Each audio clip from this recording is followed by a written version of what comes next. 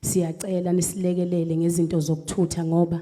khona amagoso ngempela aney'nkabi eziza ko-100 uthola ukuthi ayafisa ukuza nazo zonke la kodwa lokho okukhulu okwenziwa umasipala ukuthi ukhipha amabhasi ikhona engithi angikucele siphinde sikubonge sikubonile bekwenza bese ngiphinde ngizogqugqumezela indaba yengoma uma sikhuluma ngengoma sikhuluma ngento yawo wonke umuntu omnyama wakithi noma othanda izinto zesiZulu akusiyoke ingoma kaGwazela akusiye steering committee akusiye amagoso eyesizwe sonke sifisa ukubonga komama ngokuvumela izingane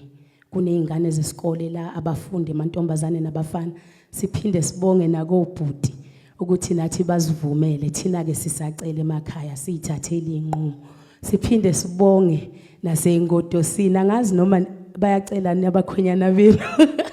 ngoba sihlala nabo kuze kuse kodwa nje sifuna ukubonga bonke abantu abathe bathemba ingoma kaZwelonke badedela izingane siye sibone ngisho izingane ezivunule lapha siyacela ukuthi engomeni engabikho amagama amabi azokwenza abazali benqabela izingane kodwa ibo yinto esizoyihlonipha njengoba siyihlonipha ngiyabonga kakhulu